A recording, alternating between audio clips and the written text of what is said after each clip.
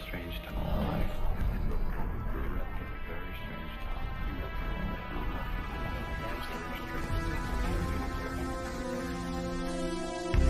Bitcoin fixes the money.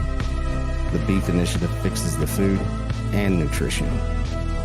Step into some new awareness that incorporates some much needed food intelligence into your life. This is Texas Slim with Texas Slim's Vision.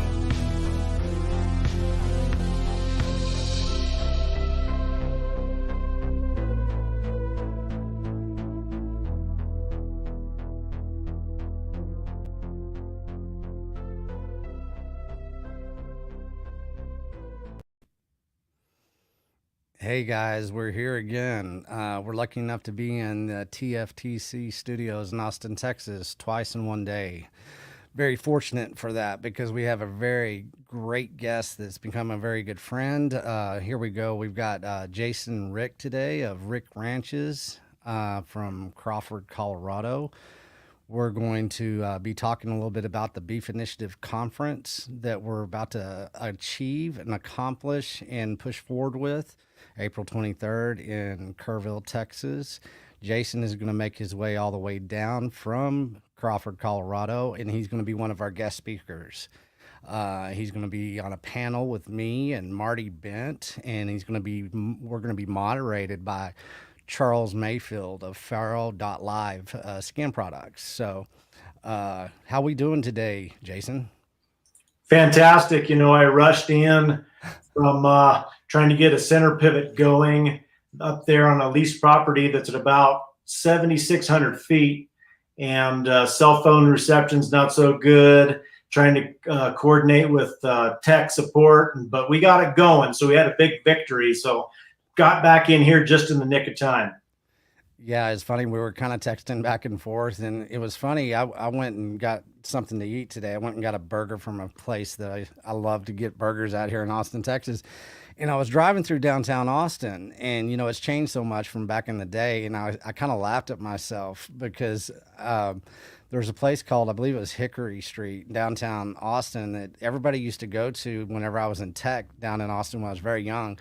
And they sold all kinds of seed oils and salads for lunch. And I was like, man, this has come full circle. Here I am driving, trying to meet Jason. He's probably out running a pivot or running some cattle to a new pasture. And it was funny because you were doing something and I was doing something, but I'm in the middle of a downtown busy city. You're out in the middle of Crawford, Colorado. Let's just start right there. I mean, let's talk about your day today. How did it start? So it starts about 5:30 in the morning. And of course, I have a Fat Bomb coffee first thing in the morning. You have some grass-fed butter blended into your coffee for breakfast. And then I typically get on and try and coordinate whatever it is that I need to do throughout the day. Today it was getting irrigation water running on 3 different properties. And then the water commissioner called to tell me that I have free flow on water because the creek is so high. I need to take as much as I can get. So I was putting 2.5 CFS of water in a ditch that was designed to take 1.5. And me, my shovel, my 4-wheeler, and my 3-legged cow dog worked our guts out this morning to shore up some weak spots in the ditch to make sure we could get some water down to one of those properties. And then, of course, my phone is ringing off the hook the whole time. The engineer from the NRCS that's helping me design a stock water infrastructure called me. A good friend of mine who had just texted me a picture of this ad or a story in a newspaper where one of the grass-fed, grass-finished, all-natural producers had gotten caught with antibiotics in one of his beef cattle. So that's big-time news that, of course, everyone's freaking out about. And then 2 of the landowners, both absentee landowners, are calling me just wanting to get an update while I'm trying to shovel this ditch that's just roaring a river of chocolates, chocolate milk water. So that's how my day started. You know, you always absolutely fascinate me every time we have a conversation. It's like we get to vicariously live through Jason and Rick of Rick Ranches because, you know, that's how your days start every day for the most part. You know, as far as a percentage of the majority of things that are something that you have to always basically plan as you take each step. And, you know, I think that's the beautiful thing about what you do. I think it's the way you orchestrate, you know, what you're doing as far as your location. You know, a lot of people don't understand. They say, "Oh, he's in Colorado. He has plenty of water." Let's start with the water, and let's give a picture, paint a picture of where you are. You know, outside of Crawford, Colorado, what it looks like, and let's always remember that you have no food without water sources, especially in regenerative farming and ranching. Yeah, so where we live, where our home ranch is a pinyon and juniper and sagebrush inhabited plateau. And if it weren't for the settlers back in the 1880s and 1890s digging reservoirs and hand digging canals and putting in infrastructure, none of the agriculture would exist where we are. And back then, that was a true proof of work. I mean, you would put in all of that stuff by hand or with horses and Fresnos. There's places where there's a little under a mile of hand dug tunnel where they would have drilled the holes, you know, with a either an air hammer or a jack leg or a hand steel and double jack and shot it out with black powder that our irrigation water flows through when you're trying to get water out here onto Fruitland Mesa. Right now, we're in the middle of a big Bureau of Reclamation soil salinity project. The total project is about $11 million, and that's for the entire irrigation company.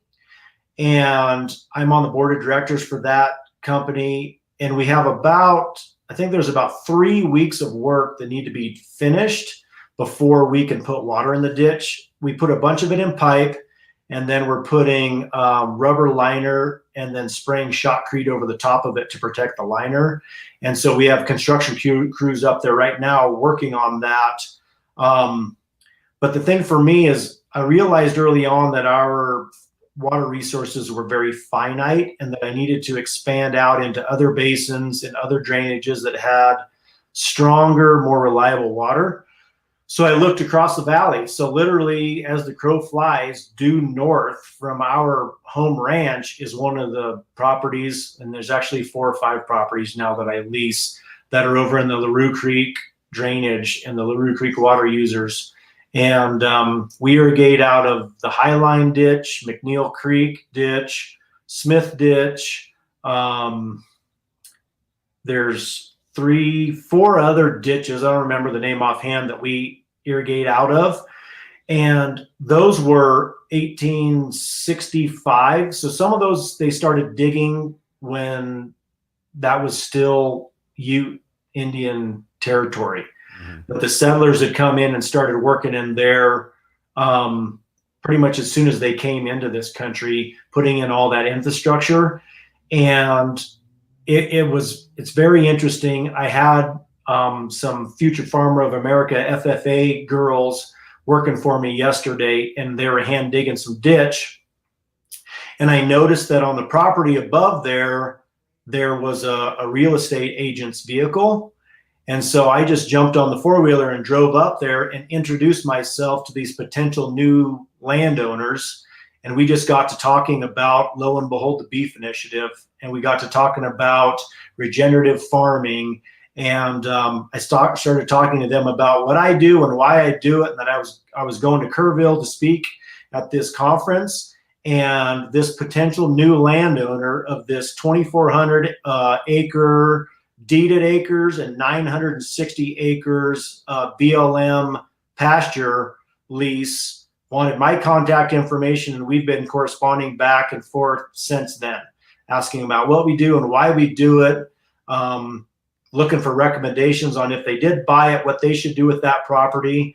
But that's the thing that I've found is when you put yourself out there and you put that and you're doing the labor like you're doing God's work, he always puts those things into play for you, and he rewards you for the hard work that you do if you approach it with a whole heart and with an open hand. And that's why we do the things that we do and the way that we do it. And we always approach it that we're only here for a short amount of time. And so everything that we're doing is just trying to be stewards of the land and do God's work so we can pass it off to the next generation better than we found it. And it's just one of those things that just continues to blow my mind, the abundance when you put yourself in the abundance mindset. And it's blessings every day. I mean, granted, there's hardships, there's lots of stress, but so oftentimes it pays just huge rewards. Man, that's a great story. And like I said before, every time we have a conversation, here we go, Jason's going to tell me something that's fascinating. And just how that correlated into, the first time that we started talking, it probably took us 2 to 3 weeks to make that contact, right? We were pinging back and forth with each other. We were trying.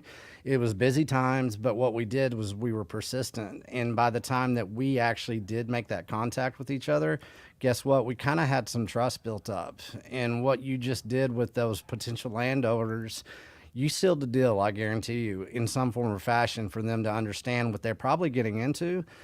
You probably gave them a great rundown of the history of the valley, of course, and of how you got to where you are. And for, a lot of people listening right now they're seeing us, we get to be on a YouTube channel now, which is fantastic. It's going to be kind of fun. But let's give a quick history. You're a first generational, let's say, animal producer, grass farmer. You're a rancher. Let's get everybody that hasn't caught up to you, because after this weekend, everybody's going to know who the hell Jason Wrich is out of Colorado. So let's give everybody a quick rundown of how you got to where you are real quick, and then we'll go back into this story. I want to touch on that. Okay, so I was born and raised in Hotchkiss. It's a little town about 15 minutes from Crawford. We call it the North Fork Valley, Hotchkiss, Crawford, Paonia, to make this kind of triangle, and it is literally Eden in Colorado. I mean, you have anything and everything as far as agricultural that you can get here. Orchards, vineyards, veggies, meat, sheep, goats, pigs, whatever. So I was raised in town. And so I had always wanted to be a cattle rancher. My grandfather on my mom's side had a little family farm. That's where I got my exposure into agriculture. That's where I learned how we should do things, because he grew up on a farm, and his father, my great-grandfather, grew up on a farm, and they did things old school, farmed with horses, and they always use observational science. You look at the animals, you look at the land, you look at the plants. That's how you decide what to do. And that's how he taught me that you don't need the fanciest stuff. You don't need soil analysis. You don't need all of this science. Get away from the science and get out in the fields. And that's the thing that I still live by today. It's observational science. You got to get out. You got to get boots on the ground. You got to look at what's happening.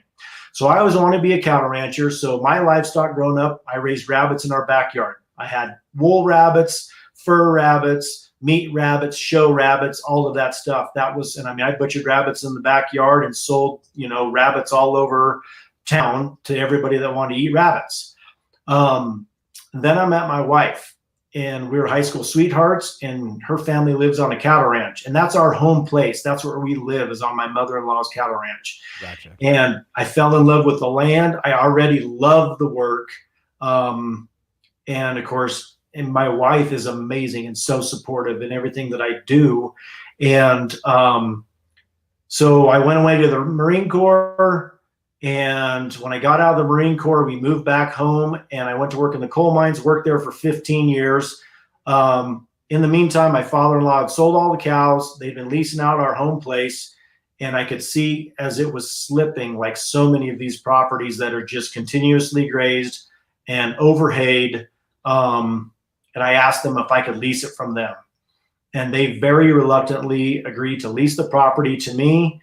And so I built soil and replanted and tried to fix some stuff, fix the irrigation infrastructure, and got it all up to snuff. And then I started selling hay, and once in a while you'd have hay get rained on, and you just couldn't get rid of it. And I thought to myself, this is ridiculous. We should get some cows so I can feed this lesser quality hay to the cows. And that pretty well sent me down the rabbit hole of cattle ranching and regenerative farming through the rumens of cattle, hoof impact on soil. And then we had a pretty rough drought. And I realized that this land couldn't sustain 365-day animal pressure. And so I started looking out at other properties. And so I leased more and more properties here in Crawford. And the problem with that is they're all in the same irrigation system. So if we have a short irrigation year, everybody is dry. And that doesn't do anybody any good. So that's when I started looking at other basins. And so I leased another property in Crawford, above Crawford. And that's like the showcase property. We're doing intensive rotational grazing. I'm planting legumes in front of the cows to plant legumes and let the cows stomp them in with their feet.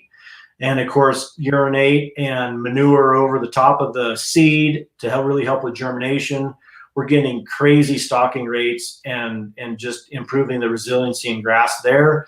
And then we also have all these properties in Crawford. Some of them are irrigated hay ground. Some of them are irrigated pasture. Some of it is high mountain, 7, 8, 9, 10,000 foot elevation mountain ground. And then of course that other property that I was talking about, which is the 7X, it's got one of the original cut stone castles or manor houses that was built back at the turn of the century on that property. It's just a beautiful property, and it has quite a bit of irrigation water and irrigation water infrastructure on it. So it'd be really exciting to have. I'd actually been trying to convince the guy that has it sublet right now to let me help him and work together on it. And he's just too interested in the cash and not interested necessarily in healing the soil. And so I just wasn't really willing to pay that much money and then put that much labor into it unless it was just going to be better for me financially. But that's kind of where we are. I mean, we started with 260 acres, and right now we're just a few acres under 4,000 that we take care of right now. And I had another landowner reach out to me in Hotchkiss and offer up her 40 acres. So I guess that takes us over 4,000 now. But her husband has got dementia really bad. And so I take him out with me and we irrigate together because that's the only thing that's keeping him going. And so so that's good for him. And it's a lot of extra work for me. But on the same token, so much of what I do is just building community. And that's a high priority for me. Well, you brought up, we were talking earlier today about, you're not going to receive anymore in this life unless you're giving. And, everything that you do is you're giving back to something.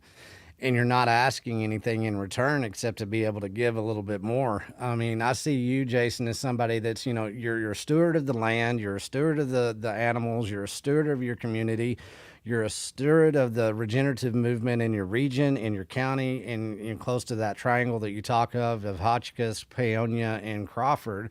You're a steward of the state of Colorado. You're becoming a steward of regenerative, basically, farming and ranching in the United States. To be a steward of anything, it means that you're giving a lot of your time, a lot of your mental capacity, your emotional capacity, and every time that you're able to do that, you're taking a step forward into making a legacy, which you, as you said, you started with 260 acres. You've been in the Marine Corps, you worked in coal mines and everything. It took you 7 years, I'm pretty sure, to get to where you are. You're a testament of a low time preference, somebody that works in a decentralized way, somebody that has a spirit of giving, and the only time you receive is when you give. Meeting those people today, what do you think they took away from the conversation, and what do you think they were thinking whenever you came riding up on a four-wheeler? Well, I bet the first thing they thought when I came riding up on the four-wheeler is, oh no, this is probably someone that's pissed off about something, because that's just the mindset of so many people. Everyone is kind of afraid, kind of with what's going on in the world and what's going on in this country. Everyone is very fearful. And when, of course, I'm smiling and I jump off the four-wheeler and stick my hand out, to introduce myself, um, everybody just kind of relaxes, you know. And it Mm-hmm. was so fantastic because they had so many really well educated questions. Number one, about practices, about the irrigation infrastructure that they could see, and they wanted to know all about what I do and how I do it. And so they had obviously done a lot of research on regenerative farming, on irrigation infrastructure, on soil treatments and amendments, all of those things. They had all of the questions, and I had all of the answers. And you get that feeling inside where you're like the resident expert on something. And I'm not bragging; it's just I have the experience, and um, and I'm completely open and honest and completely transparent with all of my information. I wasn't holding any cards close to my chest. I was telling them my truth, and they just gobbled it up. And that's the thing with me is so many people are so guarded with their knowledge. They're afraid you're going to get one up on them, or they're afraid that they're going to lose their market share, or whatever it happens to be. There's two really good friends of mine that I've completely given them all of my business plans, all of my contacts for the direct market grass-fed, grass-finished beef, because I, number one, want them to succeed. They're good friends of mine with families just like me. They're struggling with making farming go financially. And I know that direct market is the way to go. I mean, you got to cut the middleman out, because they've been gutting us for so long that the only way that you can truly capture your worth and your input into the business is by taking it direct to consumer. And that's just the fact of the matter. And you segue into something very valuable that everybody's going to hear from these lips, this vibration of my voice for a very long time now. One week you and I were talking on the phone, and it was in correlation with a conversation I had with Cole Bolton of K&C Cattle. It was the same couple of days that I talked to Justin Trammell out of Canyon Trammell, sorry, Tier Bloom, and a handful of other people. But there was you three guys basically said all the same thing. And to kind of elaborate on what you were just talking about is cutting out the middleman. The reason the middleman basically has hijacked a lot of your power as far as being an animal producer, grass farmer, rancher is because of the exploitation of the integration of our food and our health. And so let's talk about that. You and I one day, I think it was in the morning, we were whiteboarding a section, throughout through our conversation over the phone, and we basically came up with this. And Cole Bolton had actually said the same thing, probably 15 minutes later after we got off the phone, without me saying anything. He goes, "What we need to do is do a vertical integration back into human health." What that means, and I think I've said this probably 10 times today, is whenever we talk about a vertical integration into human health, we're talking about starting with the soil, going to the grass, going to the cow, to the producer, to the processor, to the supplier, to creating a new market access that ends up being a health initiative.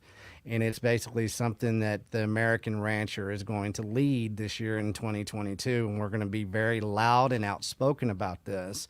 And we're going to educate everybody that we can and who will listen, that if you can have that vertical integration basically without the middlemen, then your life is going to change, your health is going to get better, you're going to support somebody like Jason Wrich, Cole Bolton, Justin Trammell, all these ranchers that are coming through the beef initiative. People are going to understand what you guys are doing, and they're going to basically understand that it's not that hard of a pivot to the left or to the right of whatever they need to get based in their basically nutrition again. And you are a huge proponent. The reason you do is because you want the health of the soil, you want the health of the cow, you want the health of your business, you want the health of your supply. And by having your protocol that you have set up in Colorado, it's a little different than Cole and Justin in Texas. But the thing about it is, all of you guys want the same damn thing. You want everybody to get healthy again, and you want people to be able to trust you and that you can basically give back. And that's just right. And that's that conversation that you were talking about still gives me chills, because I had just finished dropping off a half a beef or maybe a whole beef to a customer in Colorado Springs. And he and I had talked for about an hour about all the different places he had farmed, all the problems that he had seen with the grass, the problem with the people, the problem with the producers, the problem with the processors. You know, selling into a commodity system, you're a price taker, right? Not a price maker. Whereas if you're direct to consumer and you follow through with whatever it is what you're standing for, right? And you can prove it up. You can have people come out and see exactly what you're doing, and you do it completely pure of heart. You can reap the benefit of your hard work 100%. Versus if you're selling into the commodity market, if you're a price taker, they're going to take advantage of you every chance that they get.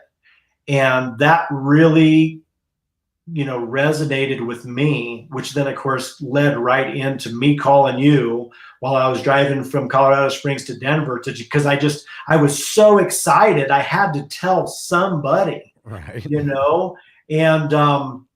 And then of course I had also been listening to Mike Calcrate talking about how bad the government relationship with putting packers, all the small packers out of business through regulation, and then them not enforcing the Stockyards and Packers Act, and then them repealing the country of origin labeling, and just how it's gutted all of the little guys because it's all now consolidated, and then talking to you and everybody there in Texas wanted to do a packing plant in every other county. I mean, why not? Because it's all about market access. It's about hyper localization. It's about feeding your communities. And there's so many benefits to that. I mean, and those benefits include not having to haul cattle hundreds and hundreds and hundreds of miles to the butcher, not having to haul hanging carcasses hundreds of miles to a cutting facility, and if you look at the science of animals that eat grass that's grown in the same environment that you live in, have all the nutrients that you need for you to be healthy, because they have the amount of sunlight that you're getting. They're having the grasses, the soils, the dust, the bacteria, all of that stuff that you need that's local to you. You can get it through eating that local meat.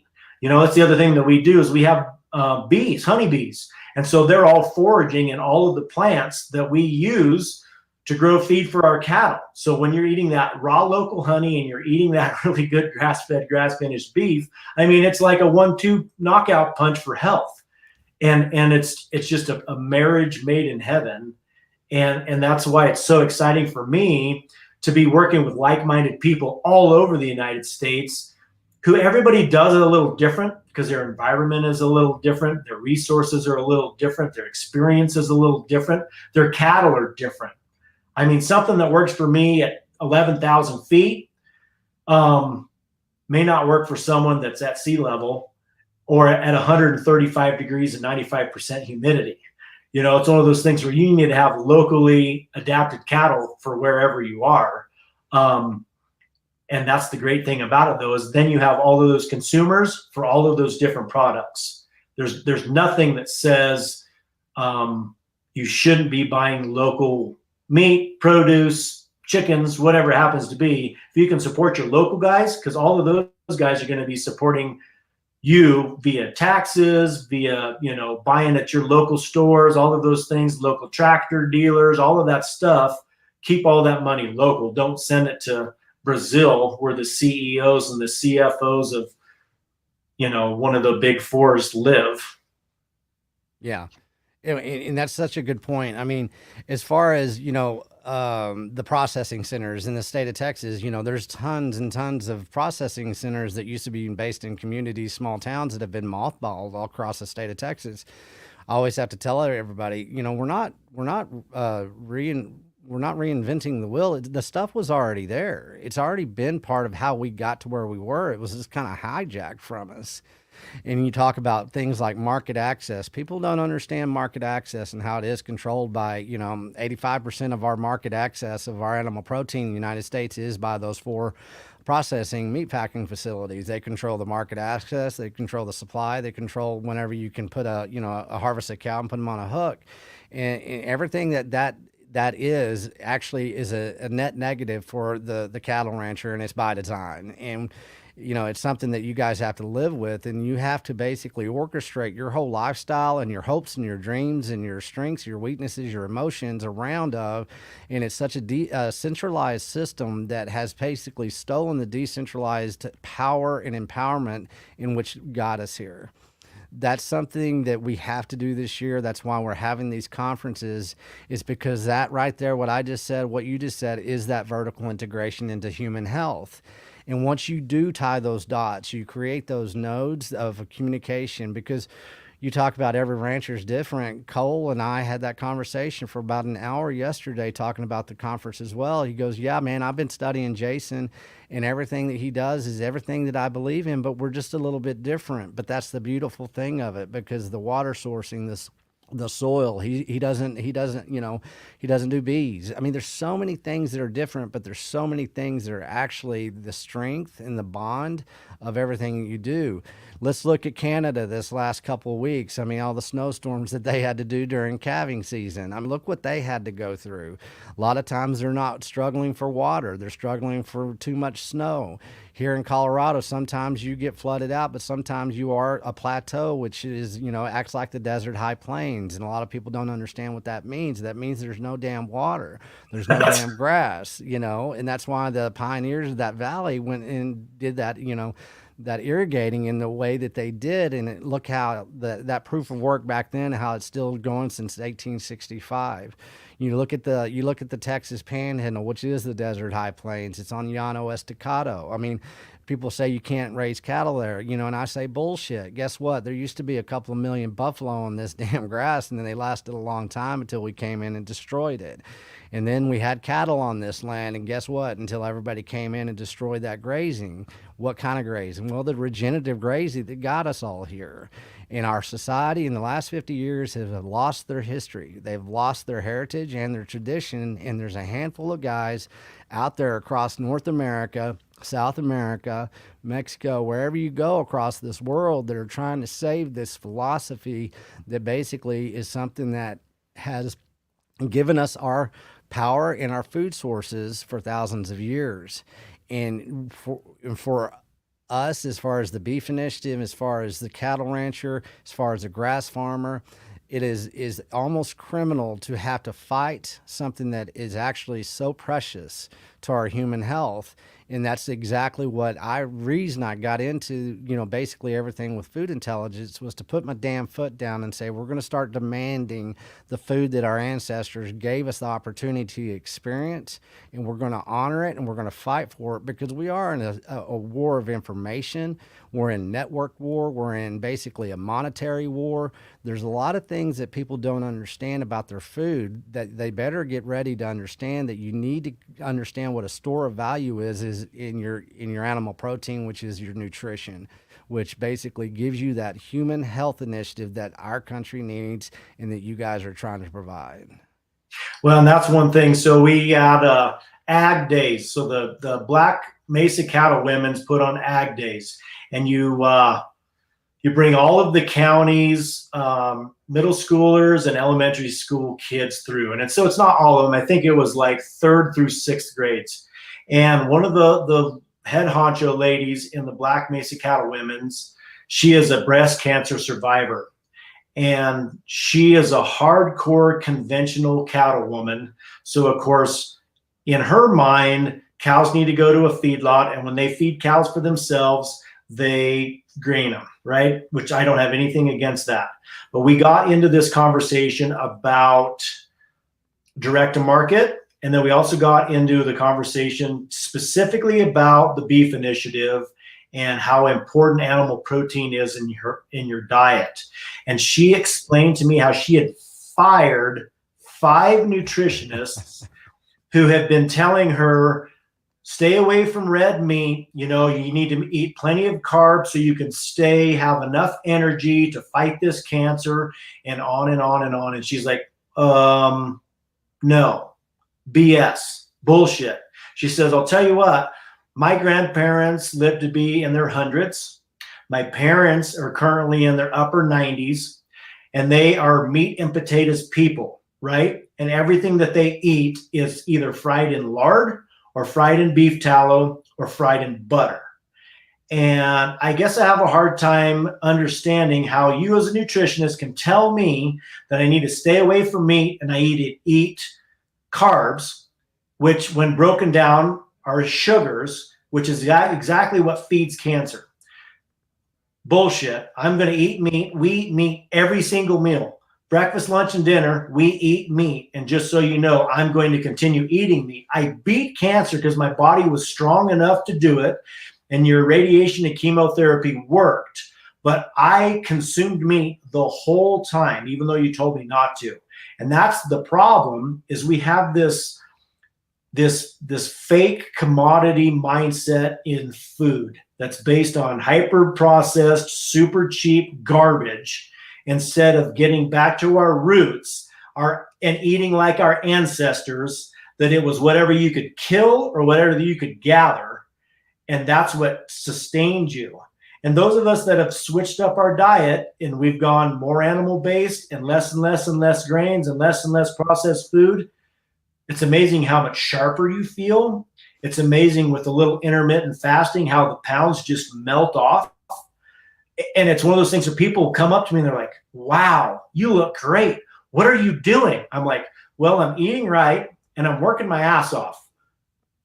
What more do you need? You know, I mean, and that's really all you need in your life. And if you can convince people to just try it, because so oftentimes if you get someone to try it for a month, they will notice the differences, and then they'll be a believer for life. Because why not? If you don't have to do anything extra other than plan your meals a little bit better, shop locally, and cook home cooked meals. Don't go to Burger King, McDonald's, Pizza Hut, whatever. You know, put something in the slow cooker when you leave in the morning, and it'll be ready for you to eat when you get home from work. And more and more people need to get back to doing that again. Well, it's funny, and I said it earlier today had the Meat Mafia guys on, the podcast, and we were talking about health and everything, people overcoming, health issues. The one thing that I've seen as a problem this year and even last year when I started, creating the food intelligence kind of narrative to lead into the beef initiative, is that people in our society, and it's been, all of us are guilty of it, is how we overanalyze things and in the true validation that we give things that we really don't understand, that we really shouldn't be validating. And as far as doing a lifestyle change within your diet and your nutrition, it is so simple. It is about eating animal protein, and it's not about the supermarket. It's not about labels anymore.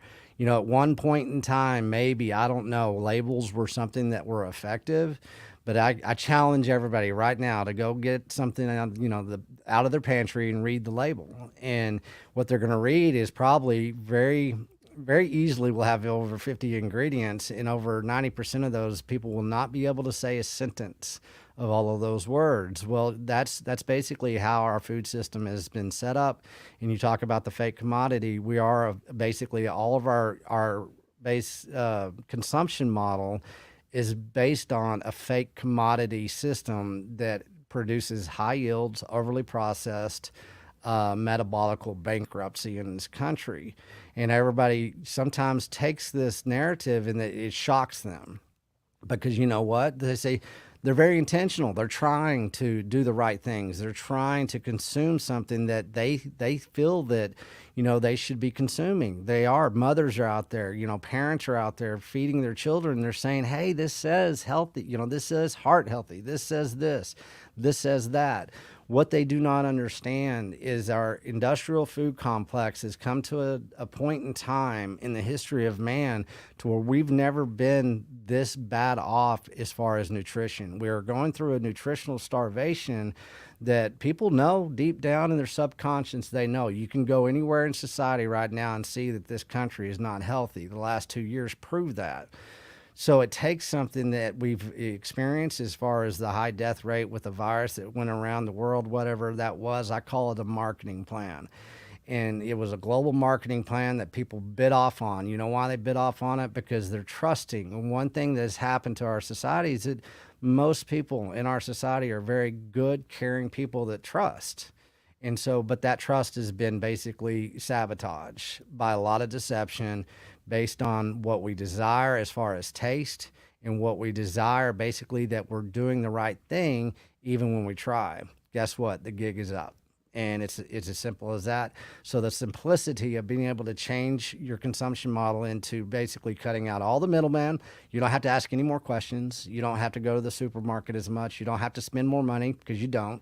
It's just something that you pivot, like I say all the time, and you just make that small little change. And once you've made that change, Dr. Mary Care, and I'm pushing this big time, is doing that 48-hour bone broth fast to get you thinking correctly again and to get rid of that damn brain fog. Well, guess what? People like you and me and everybody in the beef initiative that are moving forward, man, we got so much clarity that, that's why we're in a good mood. That's why we feel good. And that's why we're doing the right things. And, that's why, I said, we're going to have a conference. And I said, Jason, you're going to speak at a conference? And you say, hell yeah, I'll make a plane ticket.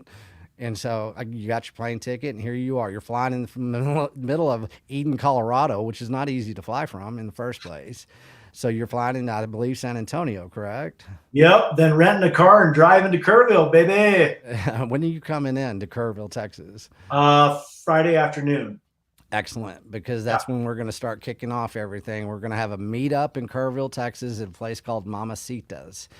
And you can find it. It's not that hard. I believe we're starting around 6. We're going to have access to the museum that day if we want. If everybody gets there early, go to the Western Museum of Art, Museum of Western Art in Kerrville, Texas. If you're getting there early Friday, go ahead and go in and go scope it out. See why we chose this place, because it's bringing heritage and tradition back into the conversation and everything that we're going to be talking about that Saturday. What was it that you wanted to basically give people as far as a signal? Not too much, but what are you going to be talking about whenever we get up there Saturday and we start having a good time all day Saturday in Kerrville? Well, the thing for me is it's all about state of mind. So oftentimes our successes and also our health and all of those things, it's all based on a state of mind. I don't own any land at all whatsoever. And so many people, their idea of starting a ranch or a ranching business, farming business, whatever, is all, well, I can't afford to buy land. Well, I can't afford to buy land either. Why would you buy land if you can make 10% return on 2% money, versus paying 10% interest on 2% money? Just honestly, from a business standpoint, it doesn't make sense. And it gives you a flexibility. And so it's one of those things where that, for me, it's like, let's talk about thinking outside the box and just how much opportunity there is out there. You have all different kinds of ranching and livestock endeavors. And, it's not a one size fit all. It's not a one process fits all. And there's money to be made in all of them. The other thing too is if you're spending money on stock water infrastructure, it's the best investment you'll ever have. You get so much more bang for your buck in your rotation of grazing, all of those things. So I love to talk about that. And then of course, don't be afraid to make mistakes. That's the biggest thing. So many people are afraid to get started for making a mistake. And that's never stopped me from anything. And I've been kicked in the teeth more than once. And anytime someone's, yeah, and every time someone says, that'll never work, or you can't do that, my response is, challenge accepted. Oh, yeah. Because then you work that much harder to prove them wrong. And then the next year they want to know, so how did you do that? You know? And so for me, boy, it's a paradigm shift. You have to be willing to think outside the box if you want to have success in a small margin business like what we do, and do it the way that we do it. Yeah, I mean, perception is reality, right? You get your perspective and your perception, based first, that state of mind like you talk about. That is the most powerful thing to be able to give you that confidence. And the only time usually really in our society anymore that you're going to be any effective and you're going to have any peace of mind and joy in your life is that, whenever you can go in and engineer that own suffering, on your own and be okay with it, to where that suffering is actually entertainment for you. And it's a sense of empowerment that only you, the individual, can create and engineer. And, that's what the conference is really about. You're a first generational rancher. We're going to have Cole, fourth generational rancher. There's a progression that we're bringing back to people's mindset, that it doesn't matter where you get in this game. You don't have to have land, and we're going to have some announcements at the conference as well. It's like, man, I don't own any land. Guess what? I'm going to have some cattle this year. I'm going to know who's going to be basically stewarding those cattle. I'm on a pathway now to where my food security is going to be taken care of for the next decade. And that's me, Texas Slim, with the beef initiative. Well, we're going to probably, let you know kind of a little something about that to where you can be a part of that. And so we're going to create that mindset of people, understanding what basically food is again, that there is an integration into human health that was right in front of us. We don't have to ask permission here. We don't have to worry about that. We're already doing it. All we're doing is connecting dots in people's minds and their mindsets to where they say, oh, shit, I live in New York City and I can be part of this. You damn right. I mean, because I get people all the time saying, is this a Texas thing? I said, hell no, this is a world thing, man. We're going to start in Texas because I'm Texan. And I like to say that I'm Texan. And that's what we have to do. We have to lead. And guess what? I got good friends in Colorado. I got friends in Tennessee. I got friends in Quebec. I got friends in British Columbia. I got friends in Wyoming, North Dakota. Here we go. We got them in Florida, Georgia, Kansas, Oklahoma. We've got them in Arizona. We got them in California. Oh, man, and this is picking up a little steam, and we're all going to be doing this together because that's all this is decentralized communication that's based on sound money, sound health, sound communications for a sound future. And that's what this conference is about. And people are going to understand that, you don't have to go to freaking Disney anymore. You don't have to do that type of rent seeking for your entertainment. What you got is a lifestyle that's going to be an international lifestyle, and it's starting right here. And we're doing it within the Beef Initiative because all of us are kind of pumped about being able to pull this off. And one thing that we're going to do within the Beef Initiative and the Beef Initiative conferences is that, guess what, everybody? Jason's going to host our second conference this year. Everybody tells me don't say anything about a conference in Colorado, so I just won't say the date, but guess what? We're going to have a conference in Colorado out at Jason's place. Not to sell our conference short this week, right? But this is, you deserve to talk about that, kind of our idea behind it, and let's put some lofty expectations out there that we have to own because we're going to state it right here. Well, and that's the thing for me is I'm a hands-on guy, and I've had so many people reach out to me wanting information about how do you do it? How do you get started? How do you source your cattle? What makes the best business sense? All of these things. Why do you do the way that you do it? Well, this is a 100 level class all the way through to a 400 level class on how you're going to be able to do that. The different systems that we use, the different markets that we use, the different types of cattle that we use, the different classifications of cattle that we use, all of those things where anybody and everyone can do it if they really want to do it. And that's without having to own any land. I mean, the exciting thing with direct market is you don't even have to own cows. You can buy feeder calves from someone that you trust, and you have them for the short amount of time while you finish them, and then they go to the butcher, and then you ski the rest of the year, or whatever it happens to be that you want to do the rest of the year. Our business model, of course, we're conception to plate. So we have the mother cows because we know exactly what we got. We calve out those babies and we raise them all the way through to the only one bad day that they have in their life, and that's the day that they get butchered. But that's how passionate we feel about it, because that's how important that aspect is to us. But that's not the only way to do it, and there's lots of people having huge successes doing it other ways.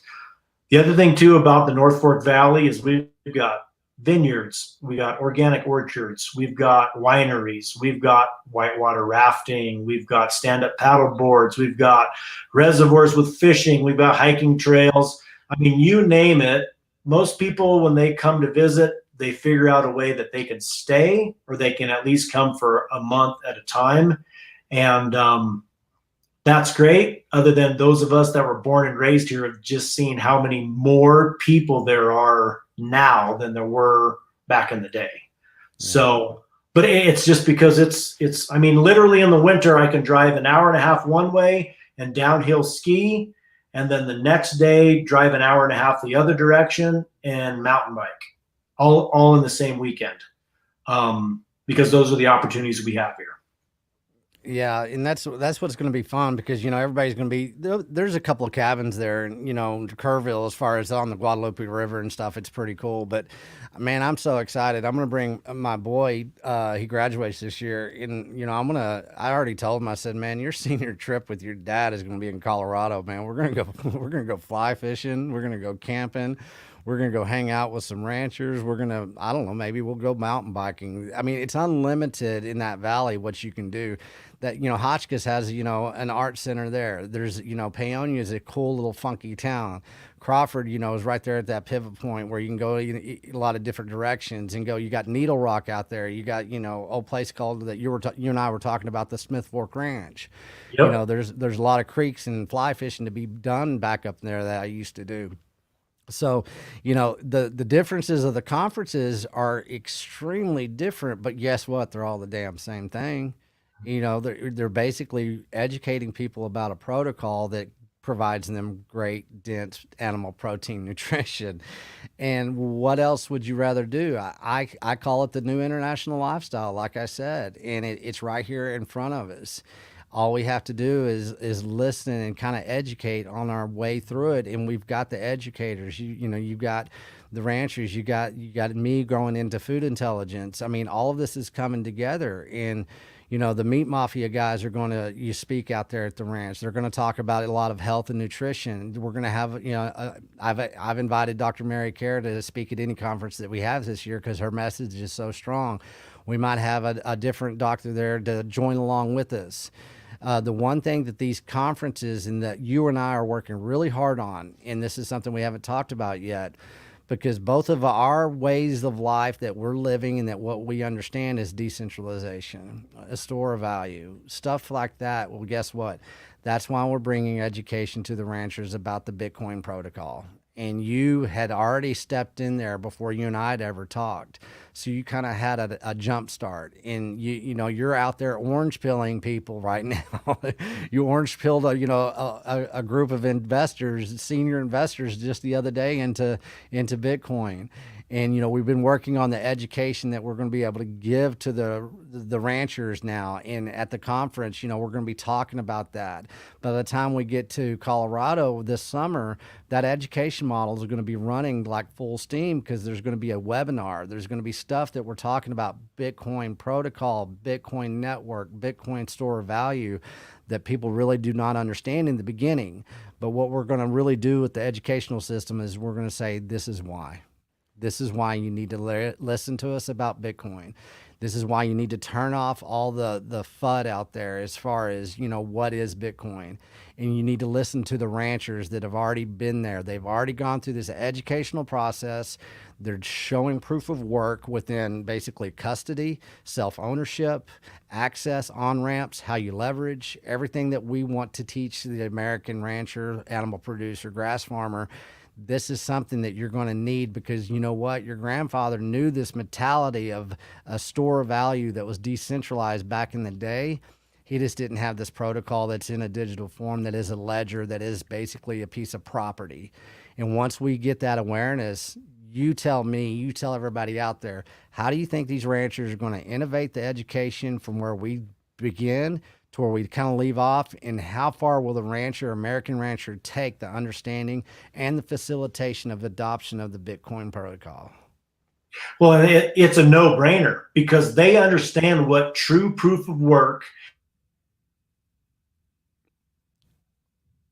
Looks like we might have lost Jason there real quick. So we'll keep this going. He is in Crawford, Colorado. He is, the internet connections out there and the phone reception is not the best. What he was just commenting on really was basically the true proof of work. I mean, you heard what he did. Here you go. There you are. You're back. That's one great thing about rural America is Wi-Fi and all of that is kind of hard to come by sometimes. Hey, man, that's what I was just commenting. I said, hey, he's in Crawford, Colorado. It just happens. But the good news is we're supposed to get fiber this summer. Those guys were here last week, and I am stoked, because when you're trying to run an online business and you're trying to communicate via social media and it's hit or miss on whether it comes through or not, that's so frustrating. But yeah, what I was saying is farmers and ranchers already know what proof of work is, and they also know what store of value is. Because if you look at what we invest in, we're investing in 50-year and 100-year projects as far as irrigation infrastructure, stock water infrastructure. We're investing in things that we know are going to pay huge dividends for our generation as well as the next generation. And especially, we're on the precipice of a potential complete collapse of the US dollar. If you look at what's happening and all of that, why would you keep your store of value and your total financial wealth in something that could go away overnight, when you can put it in something as hard as Bitcoin, and with all of the acceptance of different platforms that you can trade on, whether it's, you're paying for things, you're accepting payments on, just like me. I mean, I sell beef direct to consumer for Bitcoin. And with as easy as all of that is, and as straightforward as all of that is, and once you have the basics down, it's just like having a credit card, except you don't have to pay the huge, insane fees that you have to pay in some of these card reader applications. And then you can completely custody it yourself. You have 100% control of your wealth. You have control of your income, and you have control of your wealth. And then you can turn right around and leverage it if you want to. You don't have to put a note on the farm. You can put a note on your Bitcoin. And if there's something that you need, you might as well pay yourself that interest versus paying the bank. And so it makes so much sense from so many angles that once they get it and they have the basic understanding, most people that I've orange pilled and really got them set up, they've just ran with it. They'll call me, they'll text me, whatever. Hey, we did this. Hey, we did that. We talked to this guy. We talked to that guy. And now they're orange peeling people too, other people in our community. So it's just super exciting. I can't wait to that day that we got a little echo there. I can't wait for that day that that one, who, it might be you, it might be Cobalt, it might be Justin, it might be who knows who it is. There's going to be a rancher in the United States that takes this, and really that light truly comes on, that changes this industry forever. And I firmly believe that. I think that is our guiding light that we can look forward to. That basically is, hopefully we can all be master communicators, because one thing that we don't have is a very good, clear communication of education. And that's where we really have to take that step back and say, how do we approach this? Because I have a lot of people that come to me and say, hey man, how are you talking about Bitcoin to ranchers and animal producers? I said, then one thing you don't do is get up in their face and say, hey, do you take Bitcoin? What you do is you go up there and you shake their damn hand and say, hey, I want to know how you do what you do. Would you please educate me? Would you help me understand how important it is what you do? I want to show you some respect. And then, once you've educated me here a little bit, I want to know more about where you come from. You start that conversation, and then what you do is you let somebody know that you respect them. Within that respect, that's always usually done in the beginning, looking somebody in the eye and shaking their hand and say, man, I want to help you. Would you help me? And being that honest, just like you rolling up on a four-wheeler to somebody that's a complete stranger in the mountains, and that's needless to say, that you don't do that too often out there in strange lands. You don't walk up on somebody and they come storming after you. You hear that Deliverance banjo playing, so you better watch out. So the thing, how you overcome that, man, is what you do is you go up there and you give. And so, talking to the ranchers, talking to the animal producers, I saw that from the very beginning. Say, I know how to do this, man. I know the conversations to have with them, and I'm thick-skinned enough from where I come from that I'm not going to be offended if they tell me to go piss off and get off their land. I was like, it's okay, man. Bless your heart. You'll be talking to me one of these days, and I'm not going to hold any regrets and resentments towards you for telling me to get the hell off your land, because I come in peace. So, there's an art form to this. And as we kind of get this content, library that we're creating within the Beef Initiative, that Jason Wrich of Wrich Ranches of Crawford, Colorado, this library of historical data that we're creating, things are going to change, and it's about to pick up steam this year. And I can feel it. I know you can, because we started this. When did you and I meet? It was last November, October, November, something like that, wasn't it? Yeah, you would know better than I do. Oh, I Doing what I wouldn't. do, it all just runs together. You know what I mean? It's like, okay, I know we go through 4 seasons. You have snow season, calving season, mud season, wind season, which is generally also when you irrigate. Then you have haying season. Then it's time to go back to snow season, and just keep Yeah. cycling over and over and over again. Let's talk about that, because, I called my first series of that newsletter, The Harvest of Deception. Let's talk about harvest. Let's talk about seasons. And I think that you and I have been right now, which is very dear to my heart, it's spiritual, the seasons in which we live in. You've sent me pictures from those 2 seasons. I mean, one day I woke up, it was pretty early. You get up pretty early. I get up pretty early. And I woke up and there's a picture. Jason sent me a picture of a freaking blizzard here.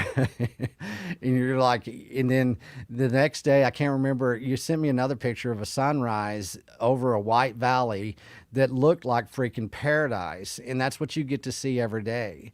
And that reward that I'm getting to be able to, have these conversations with you, and that we're helping each other out. People understand you can have this too. We can have this type of exchange of content and of basically dialogue that makes everything kind of fun. We don't know time anymore. What we know is seasons, and we're changing the seasons. When I get a text from you that came before I woke up, I'm like, damn, I'm not working hard enough, because Texas Slim is up before I am. And then I give myself a little break, because you're going to see sunrise a little earlier than I'm going to, your time zone to my time zone. So I try and cut myself a little slack. But you're absolutely right. You opening up the conversation through the podcasts that we've done together and the connections that you've helped me to make with other people. I love those phone calls that say, my name is so-and-so. I saw you on Twitter, and then I went and listened to your podcasts. I didn't even know that I could buy a quarter of a beef. Can I buy a quarter of a beef from you? And it's one of those things where it's interesting. I had a really good friend of mine just yesterday ask me, what are you going to do with all of this fame and notoriety you're getting doing what you're doing? And my response, that caught me a little off guard, because I haven't really thought of it like that. Because the reason I'm doing is just trying to help people with their health. and also with their food security, because we have so many people in this country that do not have food security, and they are literally health starved. Yeah. I mean, there is such a deficit in their knowledge, which is based on our food pyramid. I mean, we've Hmm. taught them since they were children how to eat, and now they're dealing with cancers and other autoimmune diseases just simply because of they're doing what they were told, and they were doing what the Surgeon General told them to do, and that's a crime. It And is. I'm a spokesperson for changing that narrative and trying to help people and educate them and do my best to feed as many people as I can that wholesome, nutrient dense animal protein, that we know from the time that it's conceived all the way to the time that it's on your plate every day that it's ever had. And that's what I really appreciate about our relationship and the opportunities that you've given me and my family to be able to reach out and make those connections with those people and provide that service, and also let them live vicariously through us, being able to see what we do and why we do it and what that looks like. And some of them have come out to see the ranch and see what we do. And that's just, I've really been honored to be able to be involved in that. Well, and talking about that, what you just explained is a value for value exchange. It's as simple as that, and it's something that we've both done, organically and holistically, as far as we just want to do it. It's the right thing to do, and from our first conversation, we got along. But basically, that happens with everybody that you've spoken with. Guess what? There's already that trust that is established. That's what the beef initiative is about. I brought up earlier about we're trusting people. We've just been exploited. That trust has been exploited. Well, we're going to steal that fucking trust back, and we're going to we're going to put our foot down, and we're going to say this is ending now, and we're doing everything the right way. We're doing it from a stance of honesty and truth, and something that has stability. And the reason it does is because we understand our past. We understand where we come from. Good and bad, we get it. But what we do understand moving forward is you're not going to do this anymore, and especially to our children. You're not going to make it to where 46% of our children in the United States are either obese or overweight and on the way to diabetes. Those are facts, people. And, we can go down all those rabbit holes of basically what got us here and everything. And it's been about 6 months that we've been doing this. Well, guess what? We understand the problem. And what we're going to do is we're going to counterpunch so hard in such a right way. We're going to know the law better than the law knows itself, because that's what you do in your region of Colorado. How many boards are you on right now that you're part of your community? From water boards, to land management boards, to Bitcoin meetups, whatever it is. You let us know what you do beyond the 24/7 that you're getting up about the same time I am, 1 hour ahead of you. I think we're on 9 board of directors. We're on 2 domestic water companies, an irrigation company, FFA alumni board of directors, the Colorado Angus Association, the Western Colorado Angus Association, the Delta branch of the Rocky Mountain Farmers Union. So it's one of those things where all the ones that are water is the lifeblood of what we do. If you don't have it, you don't have people out here. The Rocky Mountain Farmers Union is fantastic. It's legislative. They've got their finger on the pulse of what's happening in DC and also in our state representatives. FFA, it's all about the kids. We raise money to be able to send kids to leadership conferences. We give out scholarships, all of that stuff. And of course, I also do some advising for some other organizations. I don't have the time necessarily to sit on the board and have that responsibility, but I make the time to make sure that they're on board with what we're looking at as far as protecting ag. Mm-hmm. In our county and in Western Colorado, and then also in our state, because that believe it or not, ag is under attack. You know, big pharma has done such a good job keeping people sick to be able to keep them filled full of drugs. And they're also working to engineer, manufacture what they call food.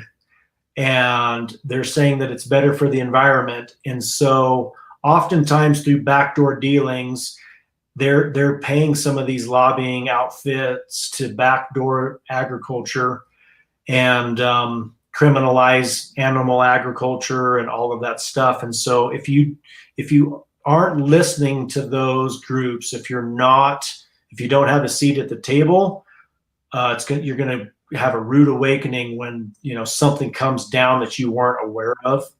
The Colorado Angus Association is fantastic for supporting youth, and it's a breed association, and that's also the kind of cattle that we raise is predominantly registered Black Angus. And then the Western Colorado Angus Association is a consignment bull sale organization. It's most of its function is to have a place for people to bring their bulls, consign them, and sell them as breeding stock. And that sale has an ebb and flow that's unfortunately, as our small farms continue to go away, that market is harder and harder to tap into. But one thing I do wholly support that we do is we give out scholarships to our youth. Kids that are going into ag or trade schools, we're trying to support all of them that we can, because there are so many kids getting pushed to go to college, and then they graduate from college and they don't have a job. Yeah. And whereas our skilled labor is aging out, and we've got to get more people into that to be our electricians and plumbers and mechanics and all of those things. And honestly, most of those jobs pay better than your college educated job anyways. And a lot of them you can get trained on the job while you're getting paid. And that's fantastic. Well, let's go into the scholarships. I mean, I wasn't really going to talk about that, but once again, a couple of our conversations had led into scholarships, and same thing. That's how all these ranchers and animal producers and grass farmers think. People, they're all on the same wavelength. I was talking to Cole, and we reflected on FFA and 4-H, and I know the academic institutional system in agriculture in America, especially in the state of Texas. We understand it. It is what it is, right? And so we started to, have this harebrained idea. Guess what? Well, the Beef Initiative is moving forward this year to where we're going to have a scholarship program, and everybody that comes in as far as a rancher into the Beef Initiative, we're going to develop that form of trust. And when I say the word trust, there's a couple of legal things there, but there's also a humanity thing in there. We're going to build this scholarship trust, and once we get going and moving forward, every rancher that gets to come into the Beef Initiative or that chooses to come in, because we're going to basically invite every rancher in North America to come into the Beef Initiative. What we're going to do is we're going to develop a scholarship trust program to where, hey, who got you this trust here, this scholarship? Well, that was Jason Wrich. And what you're going to do is you're going to be able to, Jason Wrich, Wrich Ranches, is going to be able to allot that scholarship. And you're going to say, hey, student, guess what? You're going to come over here for maybe a month in the summer. You want to go out to Tennessee? Okay, we got a node out in Tennessee. You're going to go out to Tennessee. You want to go down to Texas? You get to go down to Texas and do like 3 touch points, maybe 4 over a year. We don't know that. We're going to work it out. Let's follow the seasons. What are we going to do? We're going to follow the seasons with a scholarship program that's going to be represented by ranchers within the Beef Initiative. And that's what does that do? Well, that gives back. Once again, here we are. We're giving. And it's not that difficult to pull off. And whenever you and I talked about that, man, I remember your voice. You're like, hell yeah, let's and it really is not. What are we doing? We're not. What are we sacrificing? We're not sacrificing anything. The rancher gets to board up somebody that wants to come learn from them, and you get to teach them. It doesn't have to be this institution academical BS that everybody gets trapped up in. And what it's going to be is going to be boots on the ground. It's going to be proof of work, and it's going to be observational intelligence that you lead with every day of your life. And I think it's just one of the best things that, we could have come up with that day, especially. Well, and that's the thing for me is I had a really strong business friend of mine, and we got a little heated, a little fluffed up about um, employees and wages and intelligence and training and all of that stuff. And me being in ag and having taught so many young people the basics of animal husbandry, how to build fence, how to run a chainsaw, how to sharpen a chainsaw, how to cut fence posts. I mean, just basic stuff that they had no idea about, knowing that as soon as they figured all that stuff out, they were going to go on to bigger and better things, and he was talking about, like this, we've talked about it before, like the rent seeking mentality, Mm-hmm. and of course I'm telling him there is a type of person who's just going to do the bare minimum to get as much as they can. There's people like that. But the people that approach me that want to come work for me know that they're going to have to work pretty damn hard to keep up with me. And they know that I don't share everything with everyone. I mean, I have people that come and help me, and I give them just the information that they need to do the job that they do. And then you see the ones who have a fire in them, and they're just a giant sponge for the information. And I pour everything that I have into them, every tip, every trick, all of those things, knowing that they're going to go on and probably do it themselves. They're going to replicate what I'm doing themselves, only better or in a different place. Or they're going to go to work for someone else and they're going to say, where did you learn how to do that? And they're going to say, well, I learned it from Jason. I helped him this summer. I helped him do this, or I helped him do that. And then I hear back from them because it's a small community. They're like, hey, this guy's worked for me and he is fantastic. Why did he quit working for you? And I was like, well, he figured out everything that I needed him to figure out, and it was time for him to go somewhere else. Or I ran out of work for him, knowing that he was going to go on to bigger and better things. And that's the thing for me is, boy, talk about making impact in your community. When you can train those guys up, you can teach them what intentionality is. You can teach them what it means to do the Lord's work, and be their own biggest critic as far as trying to do their best no matter what. Because so oftentimes the mentality is, well, I don't care, I'm working for someone else. Whereas those guys that are like, I'm going to do the best that I can no matter what, they're going to go far. And you want to just pour everything into them to make sure that they have opportunities, that other people that aren't working that hard, that are true rent seekers, will never get. And that's the thing for me is I preach and preach and preach that if you have somebody that wants to do a good job, you got to hold them up.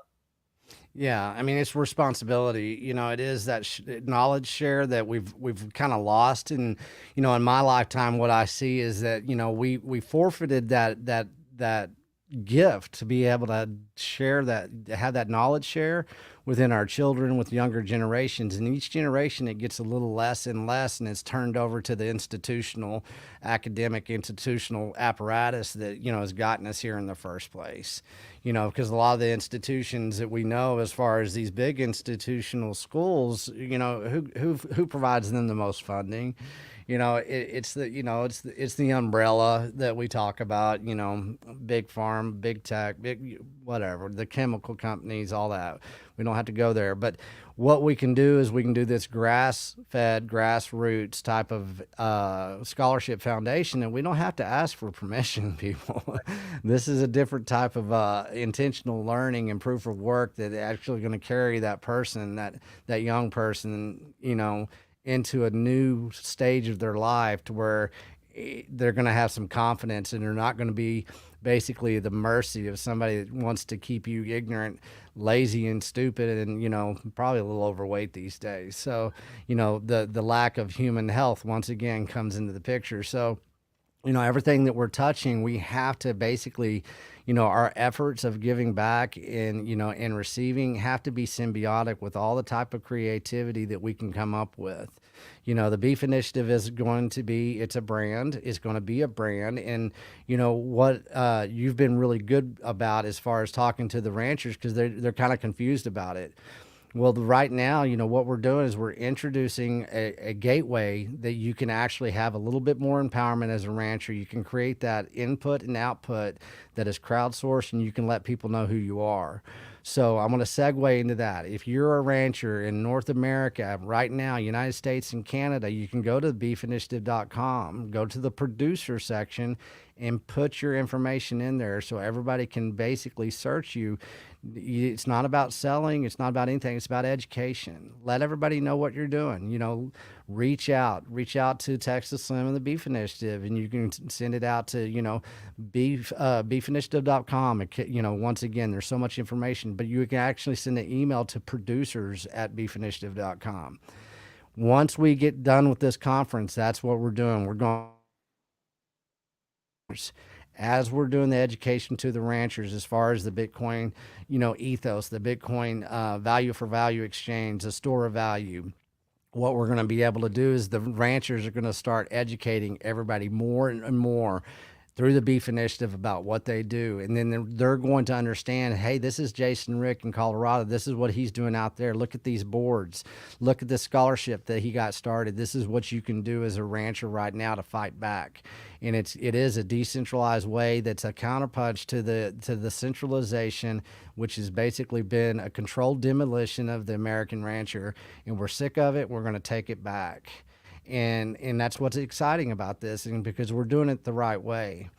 We're getting close towards the end. Let's tell everybody basically what we see this year panning out to be. From Kerrville to you in Colorado, where would you want to be sitting come Christmas time whenever everybody's sending you Christmas cards?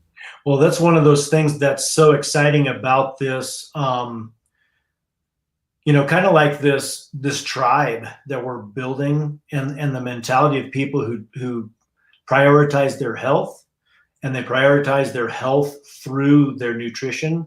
That it's a community that continues to get stronger and stronger, and the more that we work together, the stronger the signal gets, and the more lives that we get to impact, the more children that are, conceived and born into healthy families because their folks are eating right, exercising, all of those things.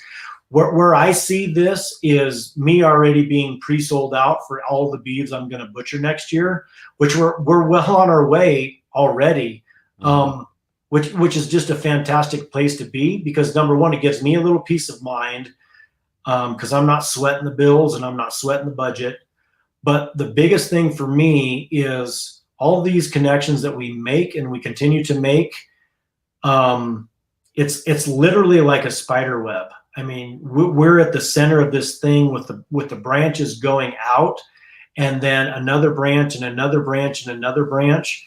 And I guess with the momentum that we've built and the momentum that we'll continue to have as this thing rolls through, I see this, this rancher-led health initiative, which is the Beef Initiative, continuing to grow. I mean, it's like wildfire right now, and it's super exciting.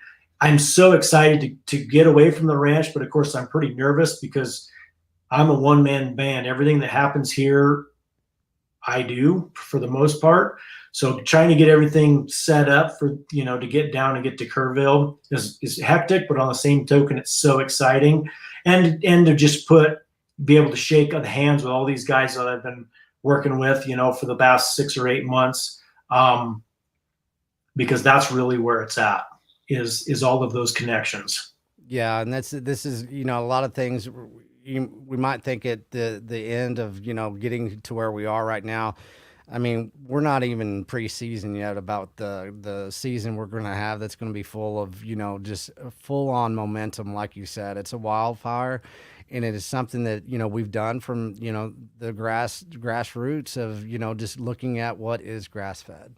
It's that simple. What is soil again? What is this? What is this thing that everybody's talking about? Well, we've got a gateway for it. We're going to help people out. We're going to give more than we receive. That's what we have to try to do. And that's what this year is going to be about. It's going to be about people giving back to the people that got us here the right way, that we can have faith, that we can have some fun and love in, and that we can actually steward a new type of perception and mindset, that anybody that wants to participate, it's there for the taking. We're giving it away for free right now. Let's do this together.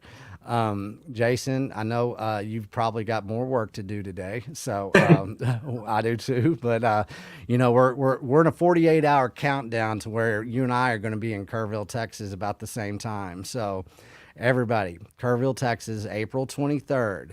Okay. And it's a Beef Initiative Conference, the first annual. It's at the Museum of Western Art. Look all this stuff up. It means something. It was intentionally done for you to be there. If you can make it happen, let's go ahead. You know, there's a discount code for their tickets right now. It's SLIM SLIM. So put that in, get your tickets, road trip, whatever you got to do, get to Kerrville, Texas. And Jason, thank you so much. Let's let everybody know your URL for your ranch website, and then basically how they can find you any other way that you'd like.